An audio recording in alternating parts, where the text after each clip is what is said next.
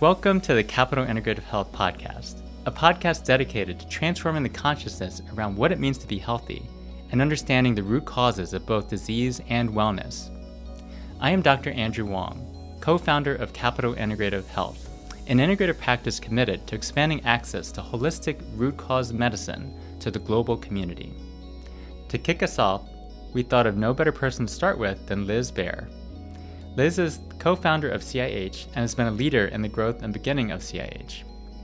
She is an acupuncturist, Reiki master, certified in psychedelic assisted therapy and research, and has training in functional medicine.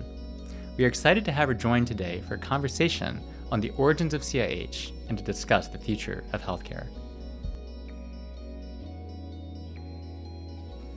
Well, Liz, let's start from the beginning. How did we meet? Well, that's a fun story to think about, and it's definitely one we'll have to weave together. Absolutely. Because we both had a vision for this place far before we ever met each other. Yes. And my memories of it is that I was working in my solo practice out in Tacoma Park as an acupuncturist and was starting to feel the need to provide more comprehensive care to my patients. And I was like, we have to start to integrate. We have to find relationships with doctors and other healthcare providers in order to provide the kind of care that our patients deserve. And so I started kind of in my own mind developing this concept of an integrative center. And from what I remember, you were doing the same thing where you were. And something brought us together one afternoon at a IFM meetup, so Yes. a functional medicine meetup in Bethesda at Le Pen Quotidien. Yes. And it was like, I remember it as like pretty electric, which is like our brand of beautiful crazy got together and, Exactly. we were like, let's do this. And I think it was a shared vision, really, that, like you said, it happened years before we even met. So it was very instantaneous. Like, this is a great opportunity here to create something amazing and beautiful. Yeah. And it was so, for me, I don't know about for you, but it really felt like a miracle to find you because, to meet you. Because I'll never forget our first kind of conversation as we were walking to the parking lot, and I had said like, hey, what about this? And you were like, ooh, I kind of like that. You had said, and you've said it many times, but you had said, it's all about love. Like at the root cause Absolutely. of this, of health is love.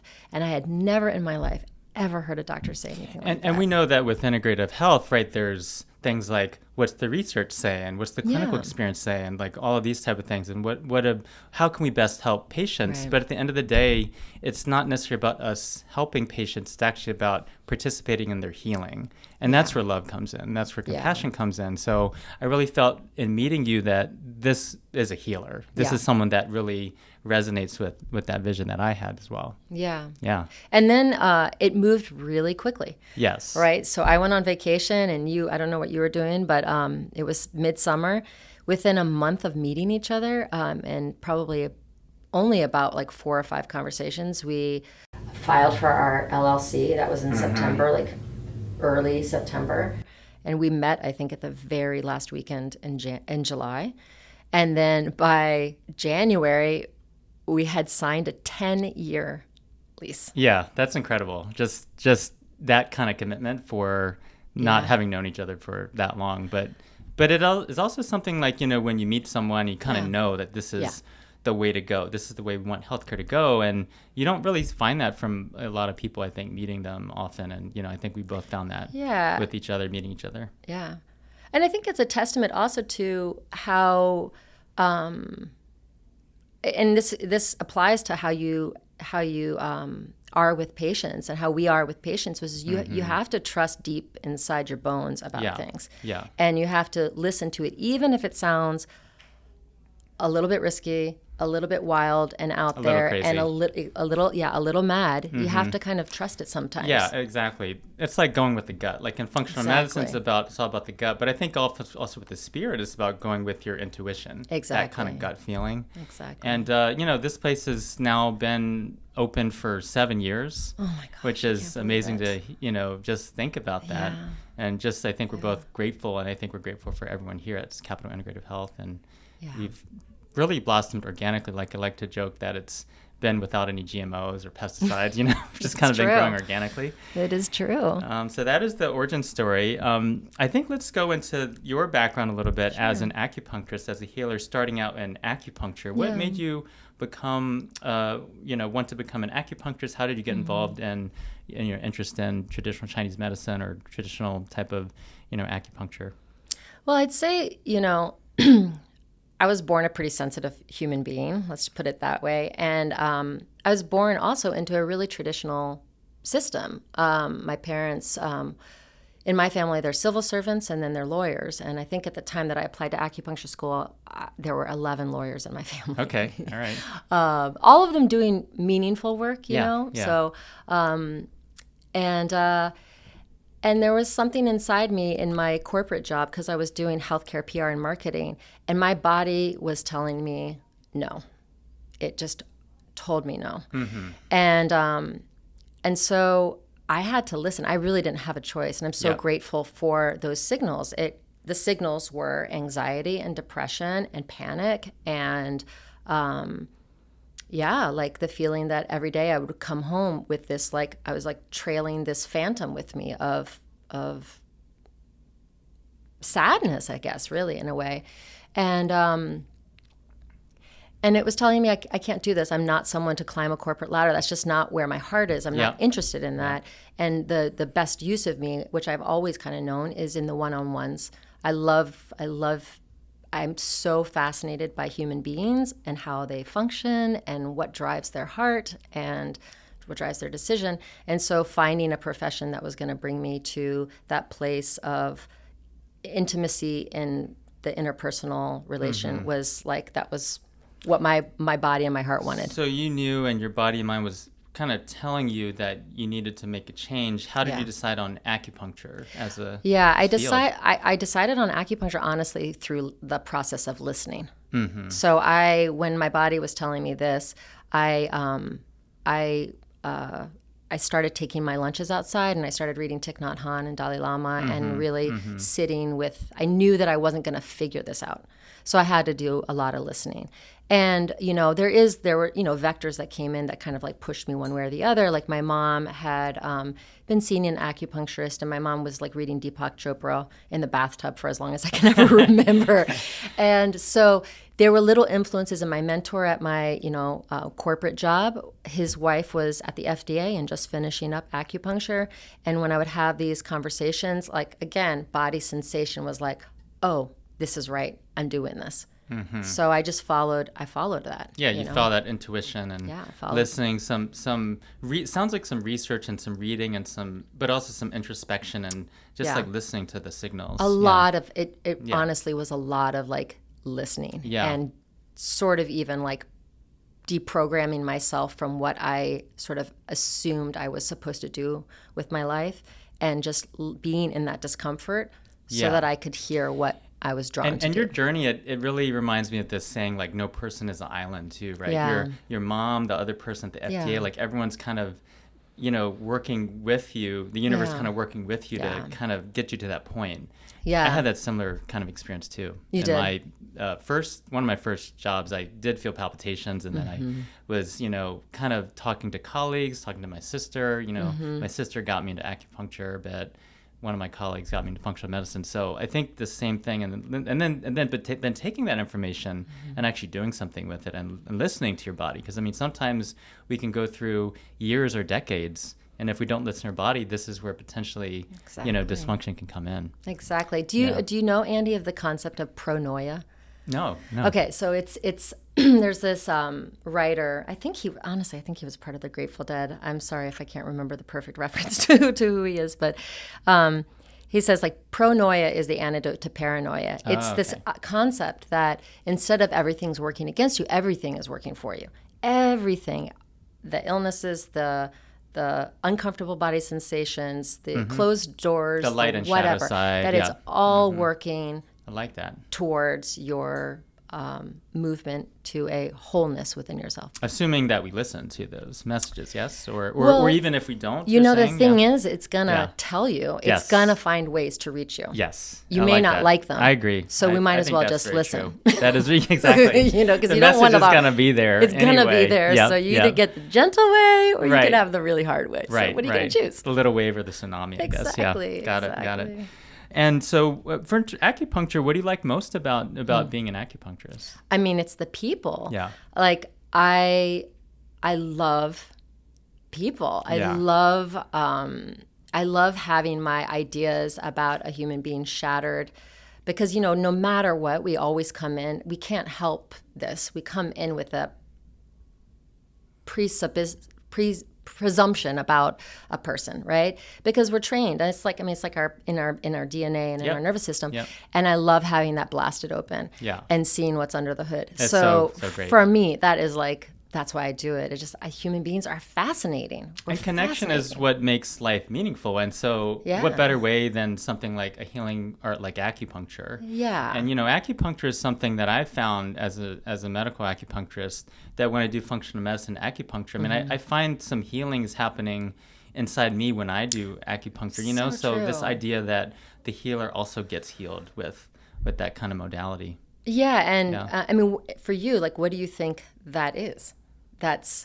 I think it's activating in me certain elements that maybe lie dormant otherwise if I don't do that, or if I don't do something, similar to that or that, so that's what I see it. It's more of a balance. Yeah. Using different parts of your mind, body, spirit. And I also think too, it's like when we can start to see someone wholly and not just as like the pieces that we want to see, we start to allow for more compassion, and in allowing them to be their perfectly imperfect expression, we start to allow that for ourselves. Integrative health is all about seeing the whole person, the light and the shadow side, all parts, and really validating all of that. Yeah. Recognizing, acknowledging all of that as we kind of know. What has been the role in your clinical experience, and I think, either personal or professional, of acupuncture in the patient's health journey, like say their integrative health journey? Well, I mean, acupuncture is such an incredibly elegant system of addressing balance in the body, Yes. And so I think of acupuncture and I think of Reiki and body work and all of these beautiful modalities as complements to one another because, we don't, no one has the whole picture, and they're different doorways into one's health. So, where we are in any given moment in time, what's happening in our external world, what's happening internally. Some modality is going to resonate more than another. It's going to be like that's going to be the first doorway in. So I think of acupuncture as one of those. I think it's exceptionally great at that because it's precise but also incredibly expansive, and it is built on the deep knowing and observation that we are part of nature, that nature wants to seek balance, and that when given the right circumstances, it will seek balance.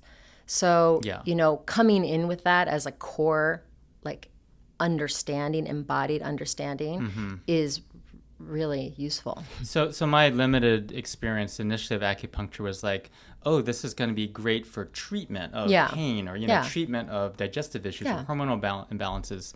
And then it was kind of like, oh, there's prevention and treatment. But then as I got more into it and I realized, and I did some acupuncture training myself, I realized that acupuncture is not only for prevention and treatment, but like you just said very eloquently, it's about shifting the mindset really of even what it means to be healthy and well. Yeah. And even for me, I found that acupuncture was something that actually shifted the way I think about myself, the way I conceive of the different elements that are in my body, mind, spirit, as opposed to, saying that this person has X, Y, Z, and then we need to treat this. It's like, let's just look at the whole person as a whole, Yeah. We have all the elements that we need already. Right. And, in functional medicine and in acupuncture, you can go in and be a technician. Like you can do that. Right.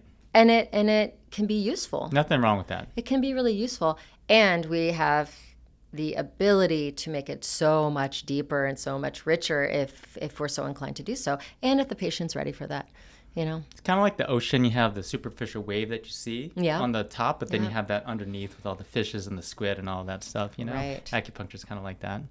Yeah, I was just thinking, this is a funny analogy, but I was thinking about, you know, there's that HBO show about the 100-foot wave. Have you? You'll have to. So anyhow, it's about this, like these people who are surfing this 100-foot wave. And, you know, when you're looking on the surface, you're like, holy crap, that's a massive wave. Like, you don't think about what's creating that wave. But what's creating that wave in Portugal is this, like, canyon that is like, I don't know, 3 to 5 times deeper and wider than the Grand Canyon. Oh, wow. So you think about that. I mean, it's the same thing with the iceberg analogy. You know, it's like we see something at the top and sometimes we get really seduced to think that that's what it is and that's what's causing it. But we get to go deep if we choose. Exactly. If we choose. That's great. So let's gonna go broader now and talk about the future of healthcare. And you're a pioneer in this space, integrative health, co-founding Capital Integrative Health here. And how do you view the roles of wellness modalities such as acupuncture and Reiki integrated with medical care as we kind of move forward 2021 and beyond here? Yeah, I mean, I think it goes back to that idea that none of us has the whole, like we're all parts of the picture. Yeah, you know, pieces of the puzzle. Yeah, pieces of the puzzle. Yep. So I do think that, like, the more that we can offer and make accessible these kind of treatments to people so that they can start to, basically, I really think it's like start to own their, own the fact that health is within them. It's innate. It's innate. Yeah, right. Absolutely. That we can keep searching outside. Right. And but it's a reminder that, like, hey, you know what? It's in here. We got it. We have so many miraculous methods to get to greater balance. A lot of times you look for the shiny external object, like this is the supplement, this is the thing that's going to cure us or get us better, but it's really the internal aspects of health and healing.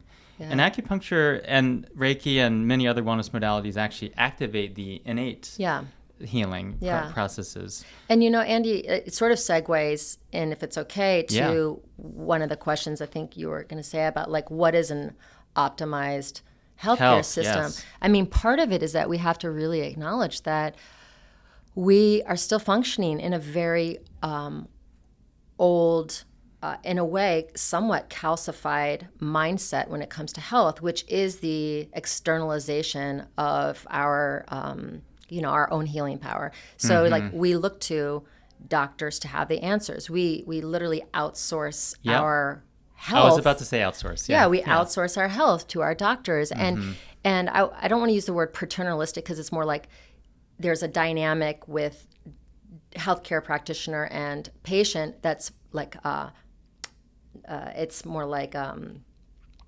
parentalistic, you know, I mean, so I don't want to just put it as paternalistic. It's parentalistic.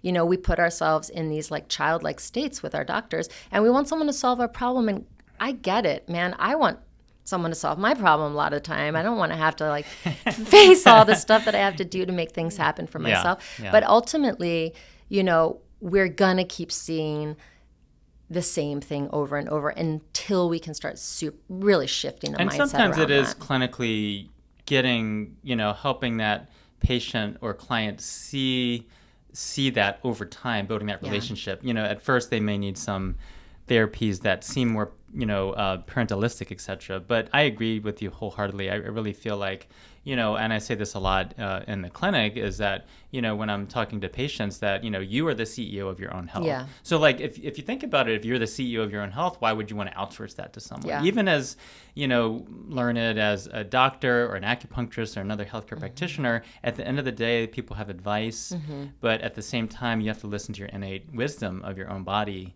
and, you know, understand what health means for you. Yeah. Also. And I think, you know, we have to acknowledge too that there's a lot of trauma out there. There's a lot of healthcare trauma out there. Yes, and life is just, I mean, it is overwhelming. It just is. It's increasingly overwhelming. Now we have COVID overwhelming. And sometimes we, you know, we do, sometimes like really we just want someone to tell us what to do. Yeah. You know, and I think too, that's like one of these like nuanced sort of balances in the relationship that we as providers have to have, which is like knowing when to create a very strong container that creates a sense of safety for that person's nervous system. Like, okay, here are the steps. They may need that. Correct. Right. And then also knowing once we kind of like build confidence in that, to step back and sort of introduce ideas of, of self-sufficiency. Some flexibility in that, Yeah. depending on where people are and meeting them where they're at and things like that. Exactly. Absolutely. We can go on to, well, actually, let's delve into that a little bit more. So in your view, sort of an optimal ideal world, what would an optimal healthcare system, be for you? The biggest thing, I think, is access to quality care, and that's the biggest thing for me. Right. I mean, that's the overwhelming, like, foundational thing that I wish for, I dream for, and we have to really acknowledge that even quote unquote affordable healthcare is really not affordable for many people. Yes. Many people in this country. People and don't around the have world. access. They don't even know that healthcare, especially integrative healthcare, even exists sometimes. That it's even an option. Yeah. So they don't. that's Yeah, exactly. a huge thing. Totally. And then for some people too, it's just we also have to acknowledge like that healthcare doesn't feel safe for a lot of people. Yeah. So there are all these things like Yeah, that's a great point. I dream for like access and to safe, complete healthcare. So I mean that would be great. Yes.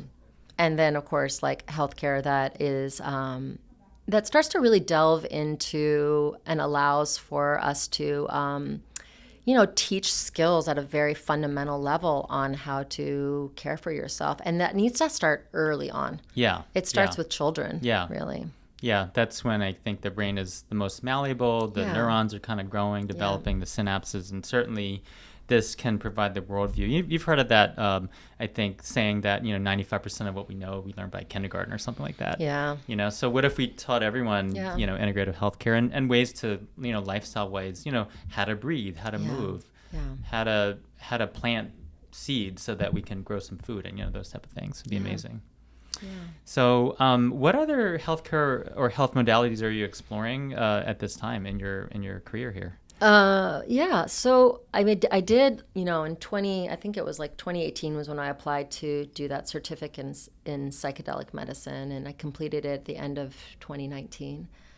That's a big part of my heart right now because, I see this progression of like, of root cause. And, as we keep delving deeper into what root cause is, like in my experience, and I don't know that it's true, but I'll just say for my experience, a root cause goes back to our how our consciousness experiences reality, and Makes sense.